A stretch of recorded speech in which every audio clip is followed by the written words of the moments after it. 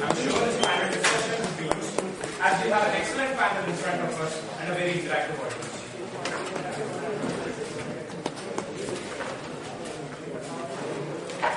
So I invite the panel.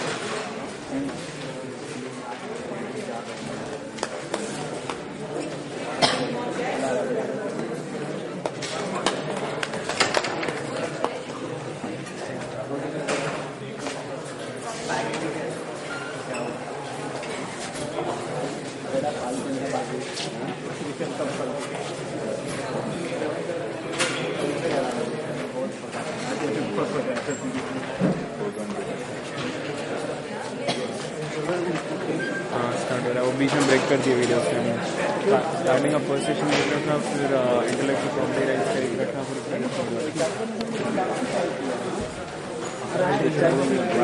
ये charger पे चल रहा है डायरेक्ट चार्ज है बैकअप तो हाँ बैकअप है एक घंटा चल रहा है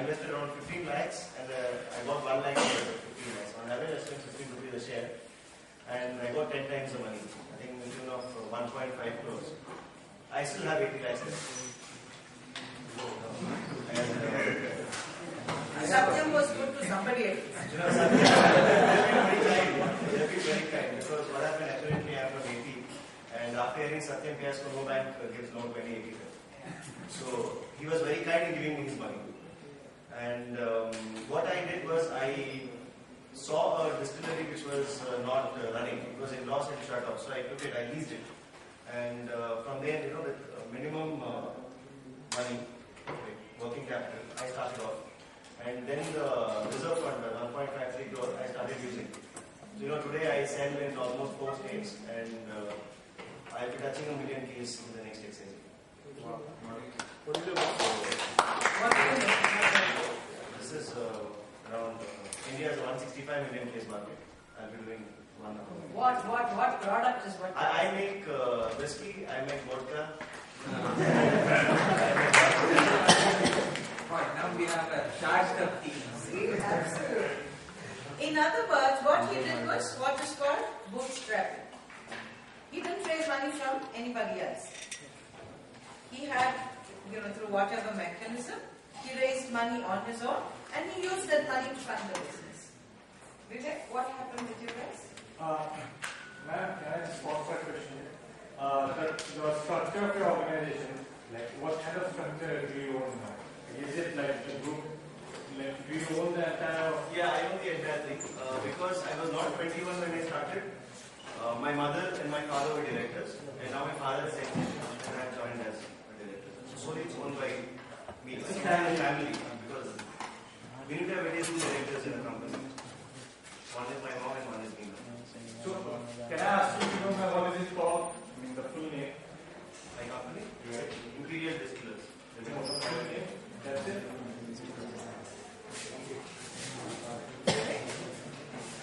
So, our current company is self-funded, but I have a little different take on the VC funding. And there are a couple of things, like, first of all, everybody doesn't get this opportunity of looking at Satyam at 8 rupees and buying it. And secondly, there's another thing which Professor Nandini told, that think big. And when you think big, you need a big investment also. And in that case, when your plan is grand, bootstrapping can take you up to a certain level. And after that, if you want inorganic growth, if you want to really multiply, at some point of time, you might have to think about external funding.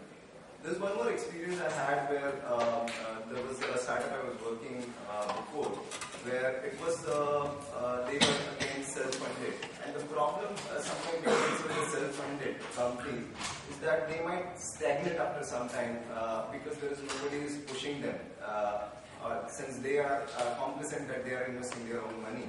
So the people who are working for startups sometimes feel comfortable that there is a VC in the company, so he will push and he will try to look at the balance sheets. Not only the person who is running the company, there is somebody else who is also losing his sleep over there. This is like what I said earlier. HR manager trying to motivate. Because you are not able to motivate yourself. You need somebody else from the outside to motivate. This is exactly the same thing. Lata? But one of the things that I would like you guys to imbibe is Ashwin did a different sort of a strategy in terms of raising his own money. And the way he has done it is like probably he used his pocket money or something like that to buy shares and build his own corpus that he needs to invest in his company. Probably all of you should look into possibilities of using your money, whatever little you have, whatever little you get from your families, not utilize it inappropriately. Utilize it in fashions where you can build on investments and eventually make money for your own ideas. That way, for bootstrapping, you don't have to fall back on your parents. You have already made your corpus where you can use your own money to start with at least. I have a young student in, he was my student at Princeton. What he does is lives very frugally. He accumulates the money, from his scholarship and from the money his dad sends him, and he has become an angel investor. He's still studying. Okay, he's still doing his master's program, but he's become an angel investor. So anybody he comes to know, he's starting a company, he invests, a few dollars, maybe $1,000, maybe $2,000. Okay, and he makes sure he does enough due diligence before he invests. So he's almost like Warren Buffett. He's never lost money up until now. I've known him for about 3 years now. He's never lost money. And he has made phenomenal return. You understand? It's not just, Ashwin's model was the stock market. But you can look at equity markets. non-stock equity markets and see whether you can invest wisely and build your own corpus if you are serious about becoming out. I have a different story. I had my first client even before I started my company. So I didn't really have any concept of actually going out to the VC market or doing anything other than putting up a bit of my money to set up my office and the infrastructure as such. So my client pretty much was there with us throughout and helped us bootstrap and including pay for everything and made us profitable within the first month itself. However, what I did learn when you do a business like this is actually cost planning. What we tend to forget, or when we start to talk about a VC market or something like that, we have a projection of what our cost should be. We have an idea of how much each should be costed at. However, if you take it as self-funded, I want to spend money, you will find that drastically overnight your expenses come down by 1/10. A classic example, I want to go what Nandini ma'am said here as well, right? I want to raise 2 lakh rupees to start my internet-based business. Right? That's my money. You know a VC is not going to give you 2 lakh rupees. Primarily because it's too cheap and he is not going to be interested in something that says 2 lakh and he's interested in something like $2 million. So what do? Now? You inflate everything. Excel sheets, right? You guys are used to Excel sheets. You beat it long enough, it's going to spill out exactly the numbers that you want. So you start to inflate things. You start to override the cost. You start to have these unnecessary things that says in the 3rd year I'll break even, in the 4th year I'll start to make money, in the 5th year this will be my return on investment, I'll have a 35% PE ratio and things like that. That gets to kind of the textbook jargon thing that every VC wants to hear. In the process, what you've done is you've diluted your idea. You kind of start believing that this is the kind of cost that you need to actually do something. You've got into the whole concept of it. And I do agree with you that there is a time that a VC will come into play. But it will be as a strategic investment. It will be because they bring certain value to your business. Be it in terms of bringing in networking, helping you go to an IPO level, or whatever. But as entrepreneurs, my lesson to you would be that try to break even. Figure out what is your break even if you were to just do it yourself. How would you do that in the first place? And you guys should have no fear. You have no mortgage. You have no wives to support or husbands to support, no kids. When else in life will you have this opportunity? And never fall into this thing that, nothing in India, right? If you are in India, you guys are all aware of technology, you're all aware of how everything works. Figure out your costs. That's the key thing. When you say I'm going to fund something, first thing is keep your costs low. Keep it to what you can afford. Don't go overboard. Every one of us would like a server farm for every website that we build. But it's not necessary. I was telling some student over here that all you need is a computer in your dormitory, assuming you have 8 hours power supply, you have a website. Shut it off in the night. Who's going to look at it if your audience is not from India? Yeah? So keep your costs low and think about VCs or raising funds. If you don't have belief in your idea, if you're not willing to put that effort in, how can you expect somebody else to? There you go. Really think here we are. Yes, it's really cost saving. We were in a meeting in Hyderabad a couple of months ago, and Kishore Biyani was there. You all know Kishore Biyani. So somebody asked, some students like yourself asked him, saying, "Sir, how did you beat recession?" Times were bad, right? Up until, let's say, 3 months ago, 4 months ago. Somebody said, "How did you beat recession? Particularly Big Bazaar. How did you manage?" And he said, "In our company, we are very Indian. We do everything by formulating a mantra. And whatever we do, we follow the mantra.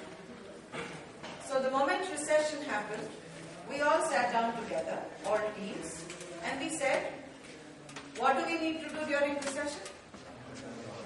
Cut costs. It's a no-brainer, right? We have to cut costs. No other way of doing it. up with? हम गर्व से कहेंगे कि हम कंजूस हैं.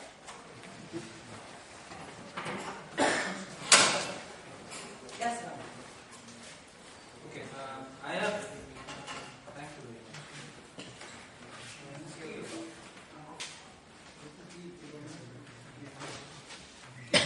I have a sure. Things that you can do at 10 lakhs or 50 lakhs. I mean, you can't. This was a lakh. I mean, it was few lakh, right? I think Satyam shared out for 1.5 Sure, lakh. we'll come to that in a minute. Everybody knew that stock market is not going to go up. Yeah. If it comes to 7,000, there will be a day it go back to 20,000. We'll come to that. Your question, I know, is that what if we need more money? Big amounts. We'll take that in a moment. No? I had two things. When I last spoke to you guys, I said, I already started a company when I was working with a couple of friends. We started a company which was focusing on RFID deployment in cargo management. We invested money to the tune of like 15,000 rupees each. We bought a computer, we registered the company, and we were trying to work with two clients. One was based out of Africa. Another one is the Joint Air Cargo Complex, which is based out of Bangalore. Things that we did miss in terms of having a financial outlook. We didn't know how to first, channelize the funds that we already had put in. We just bought some assets, and we didn't know. I didn't ask for you. Thank you, boss. Thank you. This is tea? No coffee. Go. Thank you. I'll bring you. Good. So, okay. We didn't know how to channelize the funds, so eventually, what we did?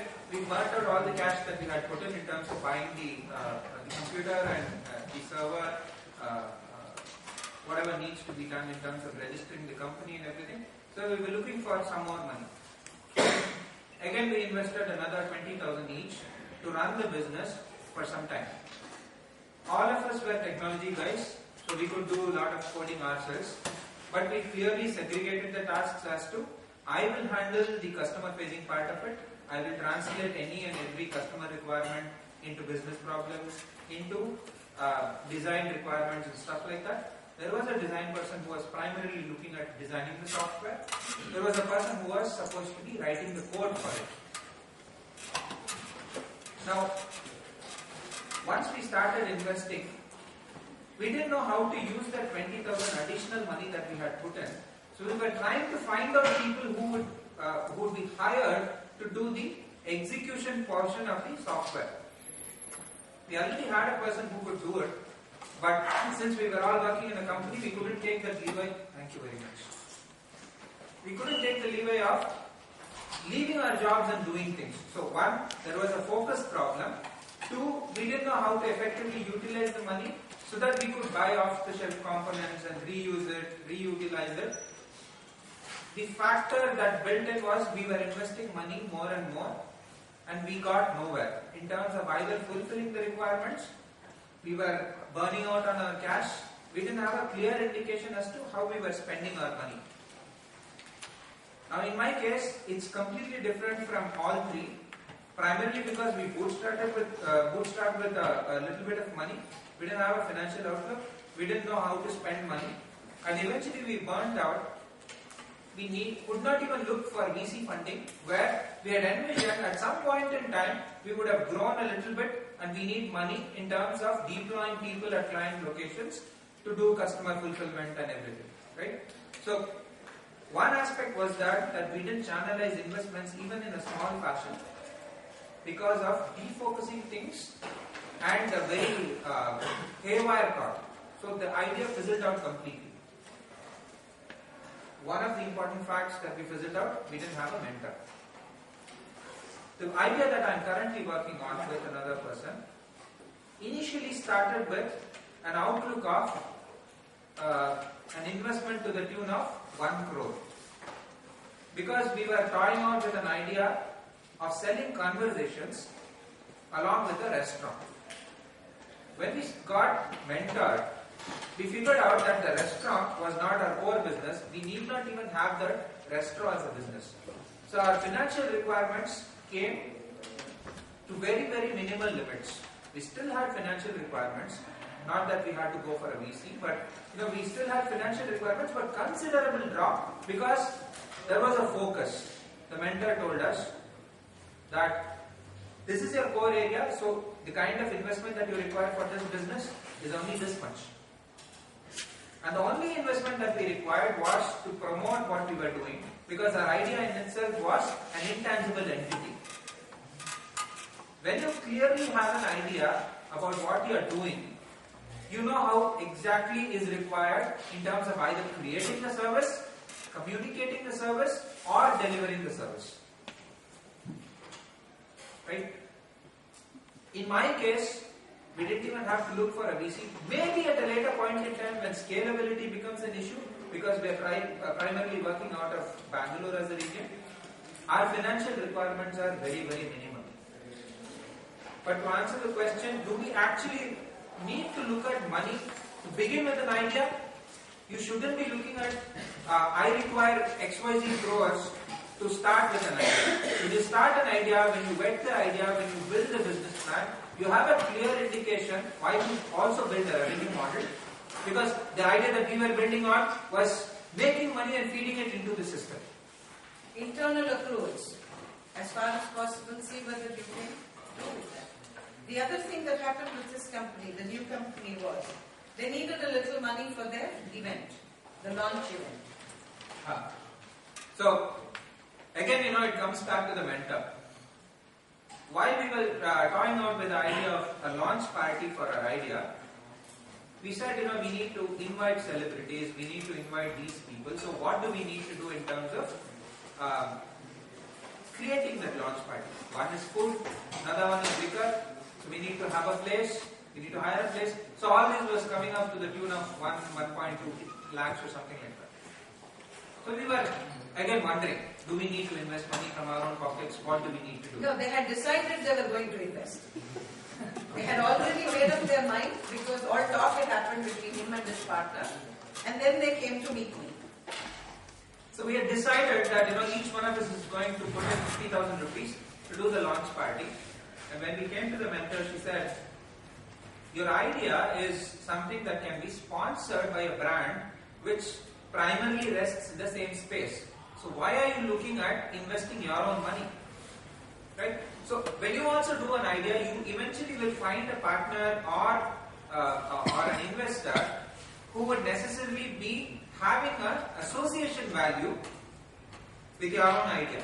In our case, it was a liquor service provider who is actually partnering with us so that he gets reach to the kind of audience that we are creating.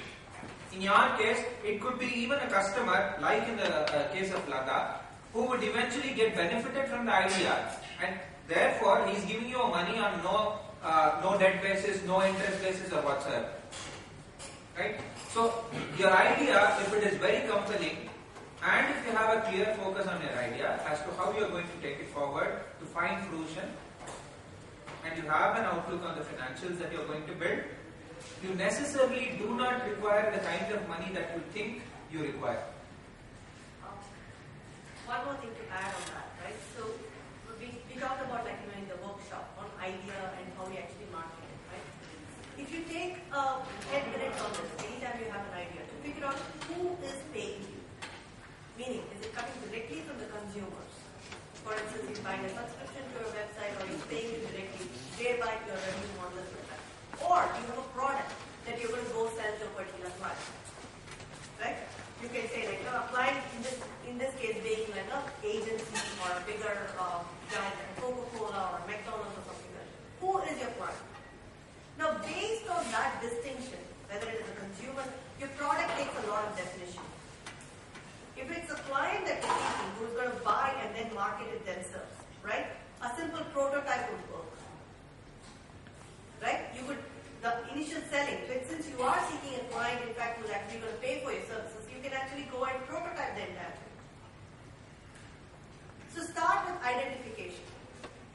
So what he did is go and speak to a client and say you sponsor the event. He has a 240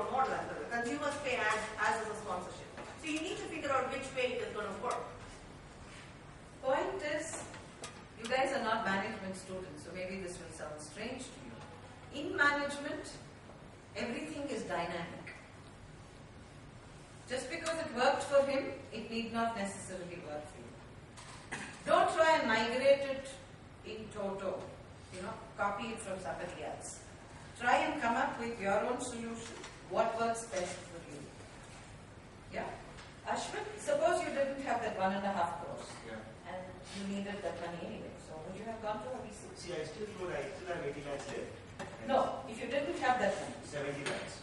If you didn't have that money from something. The financial outlook, so that's why you invested and made that money as If you had zero money, I would not capital have with gone. you. Yeah.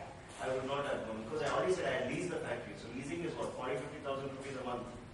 Maybe I would require 50,000-60,000 rupees, which I would have got half of it by selling my bike in the college. Okay, so I was already calculated. Okay. So any it was on lease, I used the rest of the money in branding. So maybe if I didn't have that money, I would have been very slow on branding. I would have exported, say, cheap liquor outside the country where the money is quick. Now, since I had that extra money, I'm using, on promotions. I'm going on higher scale. I'm doing high-end products. But premium products. why wouldn't you have gone to a VC? Because I don't want anybody else interfering in what I'm doing. Then I'm very sure. That's the biggest reason. Because I don't want him to say that, I don't like the color of this label, so please don't buy. But whereas I have done the market research and I know that this color is going to work. People will be attracted with, attractive packaging. This fellow will say, no, concentrate more on quality. Outside boss, first, if anything is new, he's going to look at the product first and buy. Then he's going to test it. Okay, the VC says, nahi, aisa karo, mere ko ye color pasand nahi aaye. I've done all the market research down. So it goes with the drain. Vivek? This was one of the main reasons why I didn't want the VC. We come back to it. Vivek, you seem to be a little pro-VC. No, basically what I'm trying to say is, again, I mentioned that the initial growth needs to be organic, where you do bootstrapping, when you make prototypes. But after a particular point, if you need to grow really rapidly, you need the kind of investment. Again, you have to be, so the thing is, you have to be very sure why you need VC money. And if your plans need it, then you have to go for it. It's not that you have to go for VC money in any case. All of you understand what VC money is? Anybody who doesn't understand? I kind of have a vague idea of it. I mean, I know that venture capital invests large amounts of cash and he's really looking at it from an investment point of view. But I'm not exactly sure about how involved does VC get into the company, or is it just the financials which matter to him, is it just the cost, or like Ashwin said, he didn't want anyone interfering on the more product aspects of his business. So like, how far does it go, or is it that it just differs for every case and every venture capitalist? It's interesting. This animal called venture capitalist was born post-industrial revolution.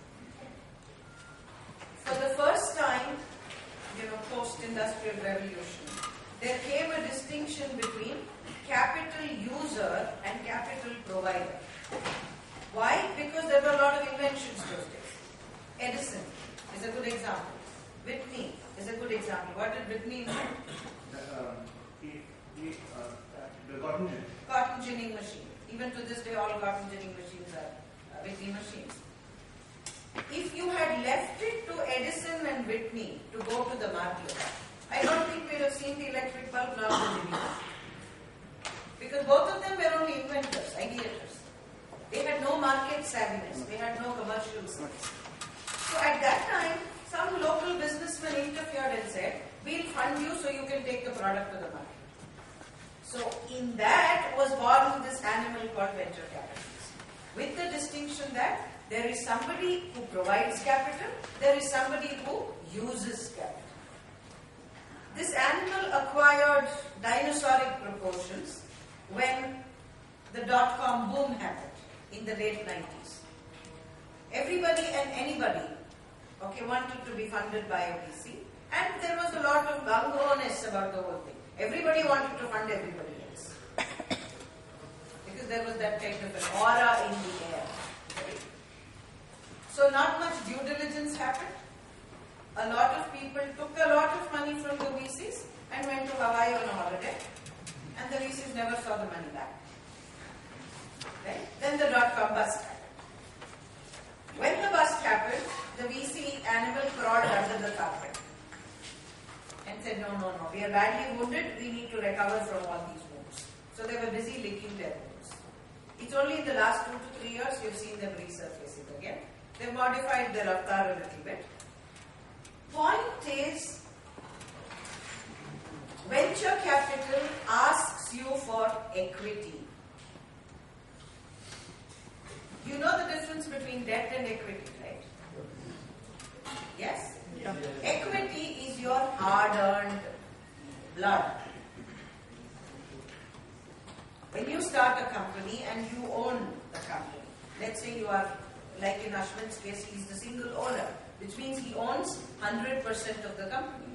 If he has to bring in a venture capitalist, VCs don't come in on a debt model. They don't come giving you loans. They will come in on an equity model, which means what? He has to give up stake in the company. Not only does he have to give up stake in the company, he has to put a certain value to that stake. You understand what I'm saying? It's your money, Baba. Why would you want to give up equity? As far as possible, see if you can either bootstrap or in entrepreneurship, there is a terminology. If you don't have the money, go to the 3 Fs. Friends, family and fools. It's not any other way. If you go to any of these 3 people and see if you can raise money. If you can't raise money through that source, go to a bank and raise money. If you can't do bank also, then maybe you have to worry about venture capitalists. Point Ashwin said, I don't want him looking over my shoulder all the time. I know many entrepreneurs who grumble that instead of running the company, they're only churning out Excel sheets for the venture capitalists.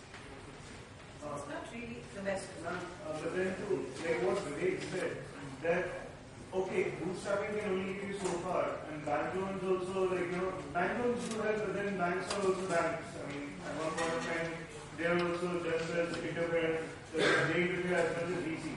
So, I mean, scaling at some point will require a major amount Then of... you don't have an option. It's like a bad marriage, you don't have an option. Yeah, or you have to go for it. I'll give an example also of like how VC money can spoil the entire idea also. So there is this something known as out-of-home media. So if you see every cafe coffee day, they have LCD screens where they are supposed to advertise. So all these OH media were very well funded by VCs. They got crores of money. And so they had very grand plans and they acquired a lot of assets. They acquired a lot of TVs that put in all these coffee days, railway stations. But their revenue model was not ready. They haven't gone to advertisers enough that will we be getting enough advertisement to fuel all these things. And right now they are in pretty bad shape. So sometimes what happens is if you go for VC money too early, you haven't verified your model and you're making very big trends. So like for VC money, you have to verify a model and only when you need scaling, you should go for money. Also, it's not a solution. VC money is never a solution, right? I mean, it seems like a solution because at this point you're just looking at a money problem. You're looking at money as the one single factor that's going to take you from step A to step B. But that's never the case, right? That's never the case when you go into VC money. First thing, right? You're actually held to everything that you put in paper, right? Which you guys also know that it's all contrived. Because you don't know, you've not tested the concept. How can you actually stand by anything? Right? If I can answer your question in very simple terms, when it comes to the question of scalability, the scalability factor comes in when you know that the market is growing phenomenally well. When the market is growing phenomenally well for a consumable or any particular idea, VCs generally know that you have the market power as the idea owner, right? So the amount of equity probably that that she was talking about in terms of your sweat and blood, you can negotiate and put a value to it, and it can be a very small amount of equity that you can share from the company. You don't have to give the major stake in the company, right? And that stupid valuation. Also, I think fundamentally, you get VC in your company only when you are investment ready.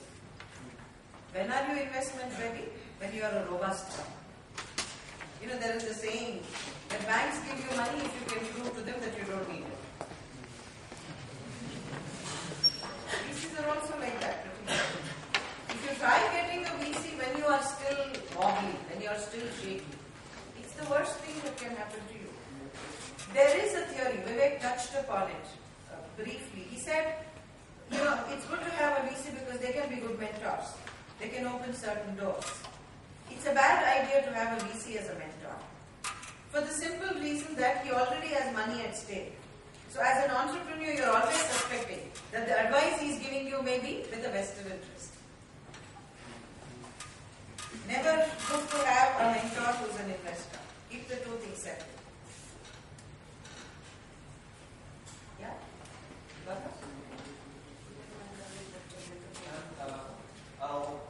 the bad. Are all the VCs bad? 99.9999% of them. But I'll give you an example. If you read Google's story, and there in Google success, the VCs played a very, very, very critical role. They actually organized them and looked them for the profit which they were not looking at. So, meaning they drive you towards profit sometimes also. Having said that, VCs are not bad. It's just that you should know whom to use at what stage. In fact, as you are wanting to run a business, VCs are running businesses. VCs are running businesses of investing money in ideas. That's about it, right? So they also want maximization of profits and everything. So to call them an unwanted animal or intimidating animal is not really true.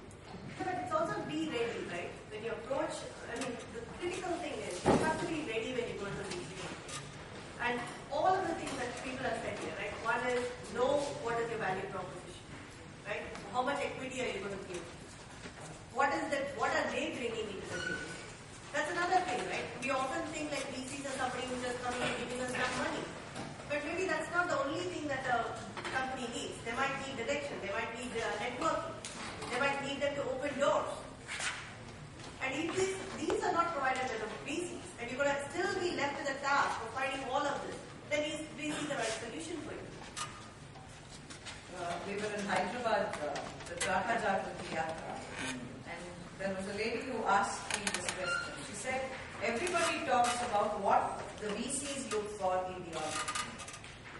What should the entrepreneur look for in the VC?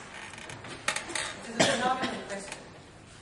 I think what the entrepreneur should look for is what you heard, from everybody. There should be a cultural fit. You should both be on the same page. It can't be that your agenda is different from the VC's agenda. You understand? Very, very critical that, and most important, are you ready for it? You have to be physically, emotionally, intellectually ready for it. Ready to have a VC with you. If you're not, it can, drive you nuts. It can drive you to, absolute problem. Point we are all trying to emphasize is, somehow there is this notion that entrepreneurship means venture capital. It isn't. There are other options, some of them very traditional options, as you heard from all the people here. I think all you need to do is think a little different. I come back, when we were discussing over lunch, I was saying, how do you know when are you ready for a VC? Or when are you ready for what kind of funding? Have a good mentor. Mentor is very, very critical when you become an entrepreneur. You might go back to the Stan Weston idea that we were talking about when we discussed the IPO thing. He never knew that he could make so much of money. He eventually lost out accepting $100,000 bail. Right? He thought that $100,000 is what he could make with his idea, the G.I. Joe. But eventually it made more than $27 million even in the first year of sales. He could have made millions and millions and millions over years and years and years Unfortunately, he didn't have the guidance of a mentor who could have told him that, look, this has a value proposition down the line as well. So you better take the $50,000 and the 1% royalty that you would eventually get when the sales crosses $7 million. So it's as much as critical that you look for all the qualities in a VC. Probably there is a precursor to Marwadis and pawnbrokers who are existing from time and age. They have been investing in small proportions in businesses, right? So they give out money, they preempt money from whatever they give out. So if you need 100 rupees, they will hold back 10 rupees, give you 90 rupees, yet the investment from their side is 100 rupees. VCs are more evolved species of pawnbrokers and Marwadis. Right?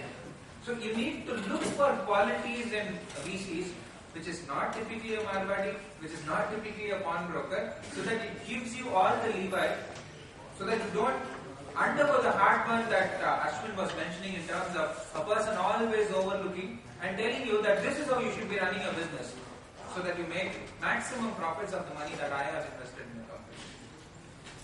2-3 things you should also know. VC will come in on certain conditions. The ticket size has to be large. VCs will never fund anything less than $50 million. Very rarely they will come in on smaller tickets. Okay. 2, they will always ask for an exit. 3 years, maximum 5 years. They will say we need minimum 35% return per annum. Exit should be within 3 years. Very rarely VCs want to stay on till the 5th year. Do you guys understand what an exit is? Yeah. They want somebody to buy them out, or IPO, or the entrepreneur to buy them out. So, let me complete. I'll come back. Okay. So, they have a predetermined exit route, 3 years. Very rarely they will say they want to stay on till 5 years. They will say they want to stay on till 5 years if you are doing phenomenally. So their valuation increases, right? In which case, you will want to kick them out anyway. Why would you want to share your profits with them? So any which way you look at it, 3 years is the max you have to reach. Okay? And rarely do VCs bring mentorship with them. Rarely.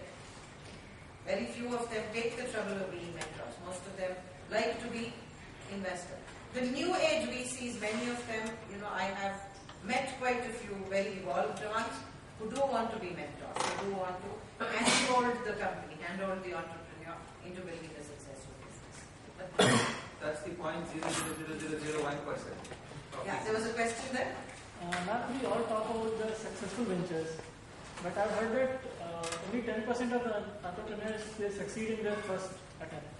So would it not be good to actually do a project with the help of the venture capitalists, thinking the other side of the coin? If the product does not succeed or something, we do think of the successful things. But why do you want the VC? Why not just a mentor? For funding. Funding. Well, what makes you think 90% mortality is because of absence of capital?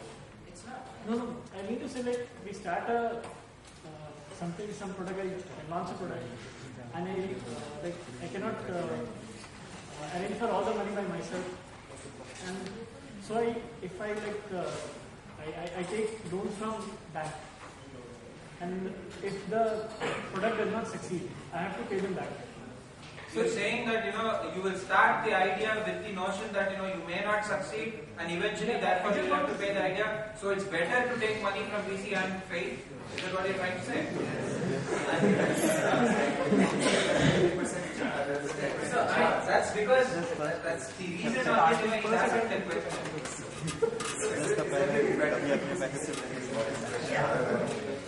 I agree with you. I agree with you.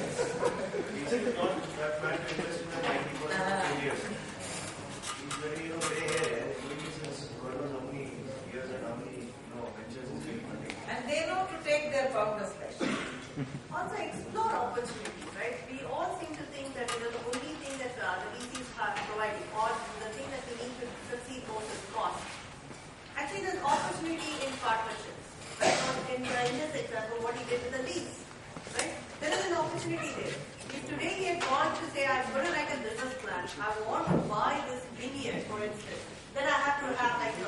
$250 million in the bank, and as such I will go to the VC and raise it. The first thing is going to be other than what's your lenient. Who are you going to bring on board besides you who has expertise in making wine? And then you get into all of this cycle where you have to get into the concept of putting this together, probably going to France and hiring some people, right? Rather than just looking at partnerships. Today you guys are all sitting here saying, I have an idea. You will find that if you speak among yourselves, there is so much energy that you can use within yourselves. So when you have that, how the cost value that you mentioned would actually be eased out. You can partner. To add to that, when you have an idea, what do you think is the primary cost of developing the idea? It could be a big idea for which I cannot. It could be a big idea. So, what is the fundamental thing? Raw materials is what you're talking about. I don't know really. If you have an idea, what is going to be the biggest cost in terms of developing that prototype? If you are in the technology space, if you want to do, say for example, an embedded system, how much is it going to cost you to do the prototype? It is not exactly in the technological side. Whatever space it. Tell me your idea. Tell us your idea. If I want to start an industry of my own, I need a big land, and then I have to build the infrastructure over there. What are you going to do there? When I was said, you want to make an industrial estate or you want to put up a brewery? Yeah, It's like a farmhouse. Okay, even without knowing your idea, let me tell you something. If your idea is very compelling, the VC would any which way spend the money. Whether you fail or you become successful is a function of your passion, your commitment to the idea. As simple as that. Does that answer your question? See, up until 2-3 years ago, VCs only looked at the technology space. They never looked at brick and mortar. It's only last 2-3 years that you are seeing some investment happening in the brick and mortar space as well. Okay. Otherwise, typically brick and mortar space was always there. Always money raised from bank, offering infrastructure as collateral. How is going public compared to entrepreneurs? You understand what is going on? You tell me what is going on. Like, I have suppose I take some part of my share in the company and I sell it in the market. Okay, so I sell some percent of the share in the market. Now that percent of share say I have 40%, I own 60%, so I am the chairman. 40% of 80% बांट रहे सबको. Who has ultimate power? I'll have no. I'm getting same money as the VC, and I don't have a person complaining also. Until then you pay them equal dividend and you will do. No, the thing is, under the rules of the stock market now, you should comply with certain conditions before you are IPO. There is a health code given by Reserve Bank of India, in which you have to comply to that. SEBI has outlined very stringent rules now, and you should have a number of years healthy balance sheet. You should have a certain level of turnover. Easy will invest if you only have a robust future and all. No, see, that's a distinct, that's a difference, right? When you have to go to an IPO, you have to be attaining certain amount of revenue. You have to be a profitable company. You should have 5-3 years of balance sheet before you can actually IPO in the stock market, right? And it's actually like a public issue, right? It is nothing to do with something that you control. You say like I want to do a public issue about 40. Now, as a startup, nobody will go to a public issue because nobody's going to buy a public limited company. No, and you can't. You can't buy it, allow you to do this, right? First of all, it's not in the law. It's not permissible, right? So then your option is very limited to a VC. So VC investment in that sense, if you look at it, has nothing to do with the health of the company. It is based on what the health of the company is going to be. It's a projection-based investment. IPO is based on your past record, extrapolated to the future.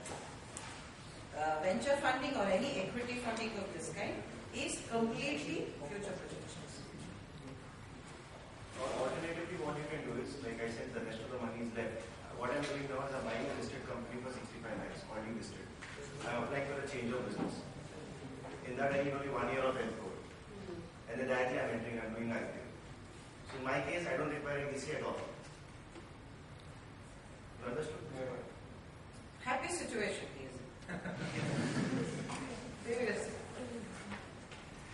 If there are no questions, we wind up. Thank you all very much. Estimate at the time at which you are going to break even, or even if one I will take it off. estimate I will drop it. Yeah, take it off. Yeah. Thank you. Thank you so much.